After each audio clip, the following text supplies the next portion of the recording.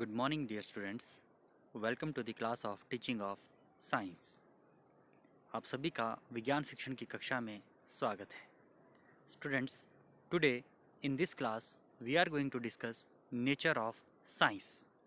आज इस कक्षा में हम विज्ञान की प्रकृति पर चर्चा करेंगे, लेकिन विज्ञान की प्रकृति पर चर्चा करने से पहले आइए एक नज़र डालते हैं अपनी पिछली कक्षा में चर्चा किए गए विज्ञान के अर्थ के ऊपर. So students, in our previous class, we discussed that word science is derived from Latin word scientia meaning knowing or knowledge. Science word जो है वो लैटिन भाषा के वर्ड सिएंटिया से लिया गया है, जिसका अर्थ होता है जानना.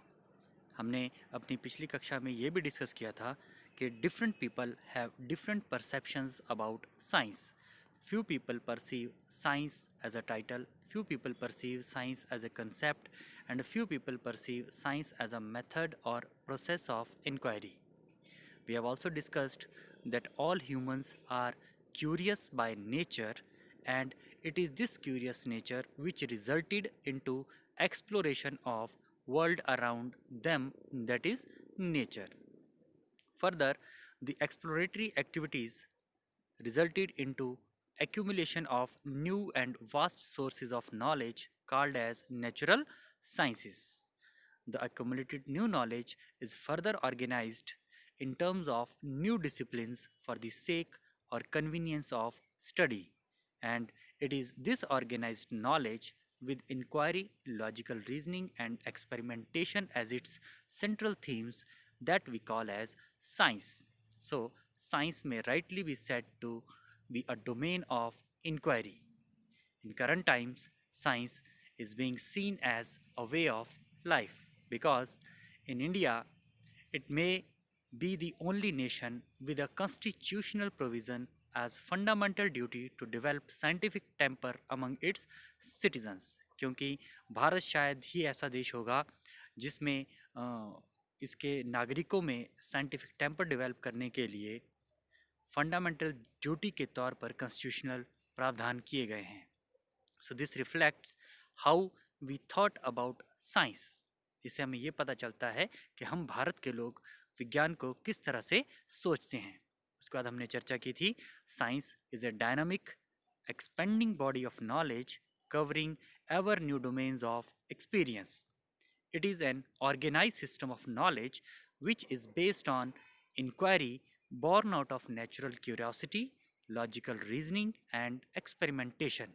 Then we concluded in the end that science may be defined as a systematic attempt to discover by means of observation and reasoning particular facts about the world and to establish laws connecting facts with one another, and in some cases to make it possible to predict future occurrences. So, dear students, as we have perceived science as a way of life with rational thinking, it is necessary that this feeling and understanding must be inculcated among learners since childhood so that they can perceive science as a part of their life. And if we as a science teacher have to develop this feeling and understanding about science as a way of life with rational thinking among learners since childhood, so it is necessary for all of us to understand the nature of science first, because if we will be knowing the nature of sciences, then only we can foster this understanding about nature of science among our learners. So let us discuss nature of sciences. Nature of science. So dear students, science has certain characteristics which distinguish it from other spheres of human endeavor. Science के कुछ अपनी विशेषताएं होती हैं, कुछ गुण होते हैं जो इसे मानव के प्रयासों से अलग करते हैं. These characteristics define the nature of science. और यही विशेषताएं हैं जो विज्ञान की प्रकृति को परिभाषित भी करती हैं. And these also set the terms on which we can engage with science. और इन्हीं characteristics या विशेषताओं के आधार पर हम ऐसी टर्म्स बना सकते हैं जिससे हम अपने आप को और अपने बच्चों को साइंस के साथ एंगेज कर सकते हैं। तो वो जो विशेषताएं हैं जिससे हम विज्ञान की प्रकृति या नेचर को अच्छे से समझ सकते हैं, वो आप इस स्क्रीन पर भी देख रहे हैं, जिसमें नंबर 1 है, science is a particular way of looking at nature. Second is, science is a rapidly expanding body of knowledge. Third, science is an interdisciplinary area of learning. Fourth, science is a truly international enterprise. Fifth, science is always tentative. Sixth, science promotes susceptitism. Scientists are highly susceptible people. Seventh, science demands perseverance from its practitioners. And the eighth one, science as an approach to investigation and as a process of constructing knowledge. If we understand these characteristics, we can surely understand the nature of science. And in this particular class, it is not possible to discuss all these 8 characteristics, so we will discuss first 3, that is, science is a particular way of looking at nature, science is a rapidly expanding body of knowledge, and science is an interdisciplinary area of learning. And the remaining we will deal in our next class. So let us begin with first point. The first point says, the science is a particular way of looking at nature. विज्ञान प्रकृति पर एक खास तरीके से देखने का नज़रिया है। इसे हम कैसे समझ सकते हैं? उदाहरण के लिए आप मेरी स्क्रीन पर भी देख रहे हैं, देयर आर डिफरेंट पीपल। हमने पहले भी डिस्कस किया था कि different people have different perceptions about science. तो साइंस जो है वो एक खास तरीका है प्रकृति को देखने का। For example, a morning walker looks at the rising sun, pays obeisance to the sun god for bestowing the earth with light and energy, and may offer prayer to propitiate him. Another walker with a scientific bent of mind or scientific attitude, while recognizing it to be the source of all energy on the earth, may wonder where the sun gets its energy from, tries to understand the process of energy generation, and may think of duplicating this process on the earth for the benefit of humankind. अब अगर मैं इसकी बात करूं, जो उदाहरण यहाँ पे दिया गया है, विज्ञान के नज़रिए से जैसे हम सूरज की बात करते हैं, सन जब सुबह राइज करता है ईस्ट से, तो उसको देखने वाले डिफरेंट पीपल हैं, वो सन के राइजिंग के जो मूवमेंट है उसको डिफरेंट तरीके से देख सकते हैं।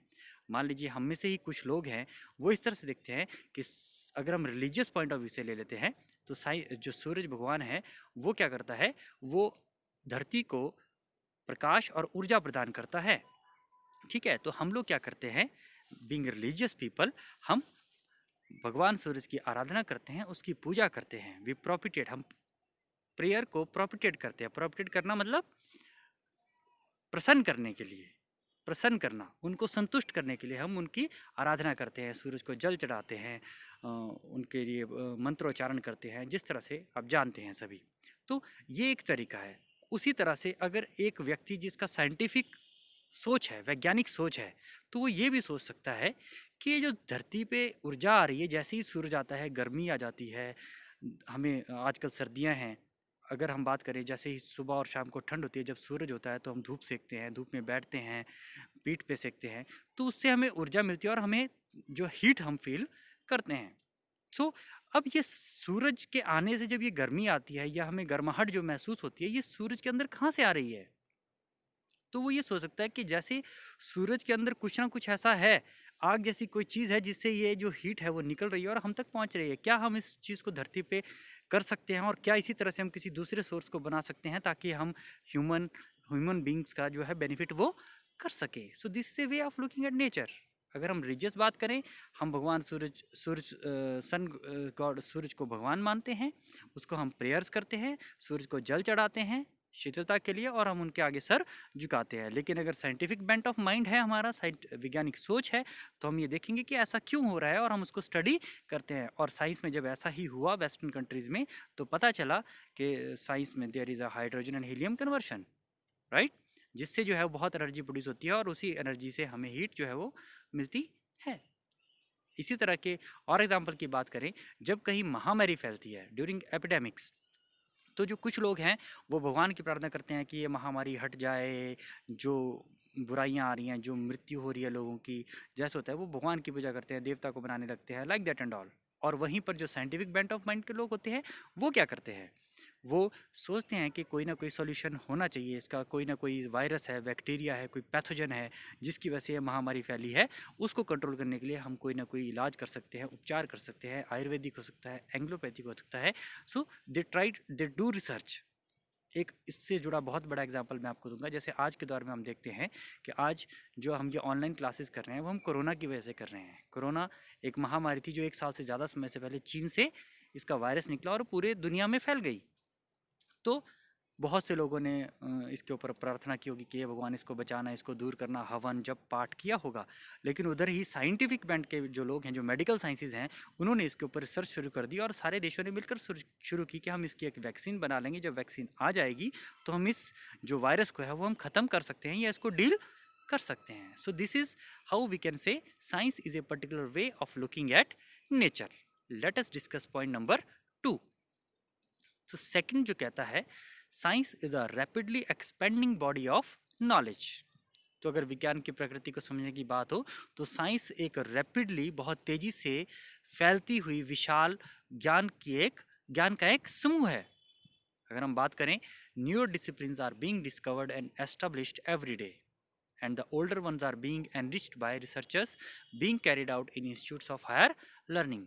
Not only is the volume of knowledge increasing at a furious pace, but the newer knowledge is also replacing some of the older knowledge.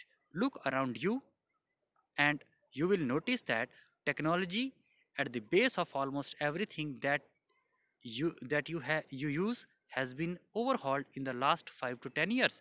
For example, audio tape is now almost obsolete.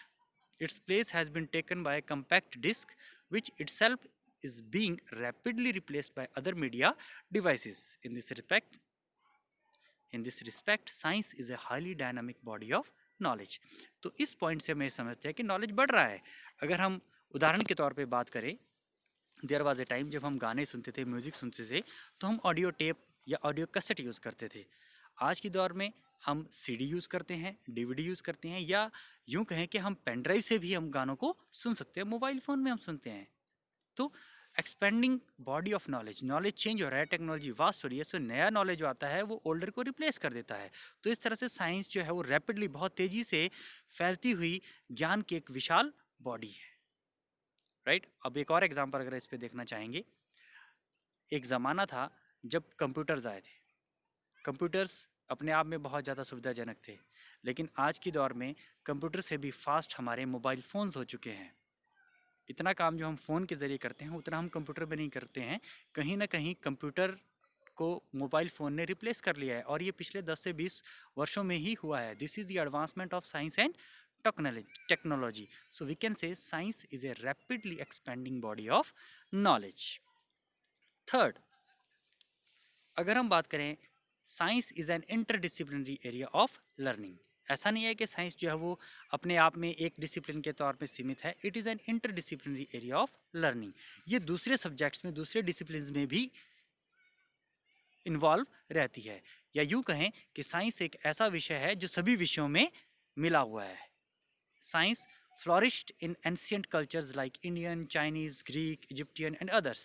But the science as we know today is not older than a few hundred years.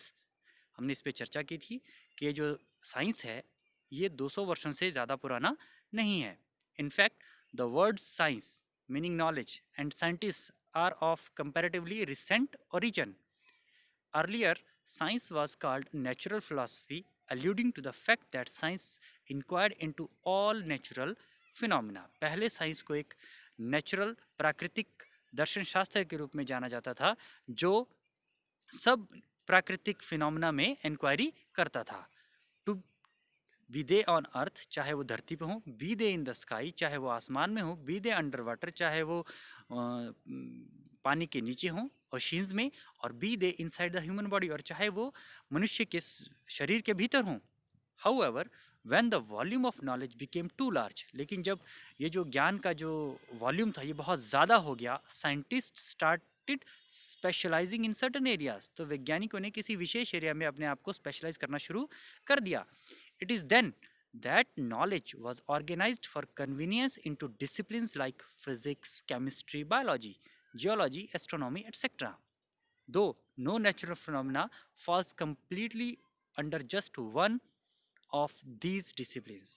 तो जब ये knowledge बढ़ गया तो वैज्ञानिकों ने इसको physics, chemistry, biology, geology, astronomy जैसी ब्रांचेस में डिवाइड कर दिया, क्योंकि उसको एक साथ स्टडी करना पॉसिबल नहीं था। तो हमने डिफरेंट डिसिप्लिन्स बना दिए। तो सब में साइंस है, लेकिन ऐसा नहीं है कि कोई भी एक फिनोमेना हो जिसको हम सिर्फ एक कंप्लीट डिसिप्लिन के अंडर जो है जस्टिफाई कर सकें।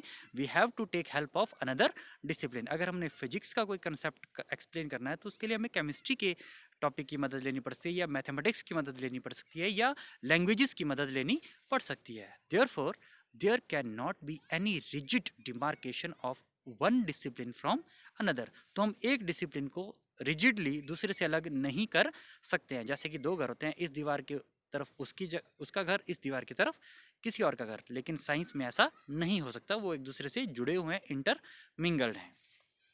Several scientific topics fall under मोर देन वन डिसिप्लिन। और बहुत सारे ऐसे साइंटिफिक टॉपिक्स हैं जो एक से ज़्यादा सब्जेक्ट्स के अंदर रहते हैं। In fact at the present time the trend is toward studying more than one discipline, और we call it as interdisciplinary subjects. और आज ये ट्रेंड आ गया है कि हम एक सब्जेक्ट के बजाय एक से ज़्यादा सब्जेक्ट्स को पढ़ना पसंद करते हैं, जिसको हम इंटरडिसिप्लिनरी सब्जेक्ट्स भी कहते हैं। For example, the new and powerful disciplines like biotechnology, molecular biology, and biochemistry, which have emerged in recent times, that necessitate the study of biology along with physics, mathematics and chemistry। तो ये जो नए subjects आए हैं हमारे, biotechnology हो गया, molecular biology हो गया, बायोकेमिस्ट्री हो गया, ये ऐसे सब्जेक्ट्स हैं जो बायोलॉजी के साथ साथ फिजिक्स, मैथमेटिक्स और केमिस्ट्री का पढ़ना भी अनिवार्य करते हैं। इसको हम और अच्छे से समझ सकते हैं थर्मोडायनामिक्स की मदद से, which shows the interdisciplinary nature of science. Now thermodynamics क्या है? It is a branch of science which deals with relationships between the various forms of energy and the rules governing their interconversion. Thermodynamics वो science की वो branch है जो energy के different forms में उनकी इंटर रिलेशनशिप और उन रूल्स से डील करती है कि एक फॉर्म ऑफ एनर्जी को दूसरी फॉर्म में कैसे कन्वर्ट किया जा सकता है। For example, you all have studied during your 11th or 12th standard, and maybe some of you have studied at your graduation level, the zeroth law of thermodynamics is the statement of thermodynamic equilibrium। zeroth law जो है thermodynamics का, वो thermodynamic equilibrium की एक statement है, that is when two systems at different temperature are brought together। जब दो ऐसे सिस्टम को जिनके तापमान अलग अलग हों उनको इकट्ठा रखा जाता है, the heat energy is exchanged between the two till the two have the same temperature. तो दोनों में हीट को जो है, ऊर्जा का जो है या ऊष्मा का जो है आदान प्रदान होता है, और ये तब तक होता है जब तक दोनों का तापमान एक जैसा ना हो जाए। In fact this law forms the basis of the definition of temperature of a system as a whole. तो यहाँ से एक आधार बना जिससे हमने एक डिफाइन किया कि किसी एक सिस्टम का टेम्परेचर पूरे सारे के सारे को हम परिभाषित कर सकते हैं। Through it's first law, thermodynamics tells us that total energy of an isolated system is conserved. Thermodynamics का पहला जो लॉ है वो ये कहता है जितने भी एक जो आइसोलेटेड सिस्टम होता है उसकी टोटल एनर्जी जो होती है वो कंजर्व्ड रहती है, कांस्टेंट रहती है। It can simply gets transformed from one form to another. और ये सिंपली एक रूप से दूसरे रूप में कन्वर्ट होती है, वन फॉर्म से अनदर में। जहां वहीं पर second law of thermodynamics assets that heat cannot be transferred from a body at a lower temperature to a body at a higher temperature without providing extra energy। और thermodynamics का दूसरा नियम ये कहता है कि हीट एनर्जी जो है वो कम टेम्परेचर वाली बॉडी से ज़्यादा टेम्परेचर वाली बॉडी में ट्रांसफ़र नहीं की जा सकती। अगर ऐसा करना है तो उसके लिए हमें एक्स्ट्रा एनर्जी लगानी पड़ेगी। Because of the far reaching consequences of these laws, we need a deep knowledge of thermodynamics in understanding all processes in nature, whether they are physical, chemical or biological processes belonging to different branches of science।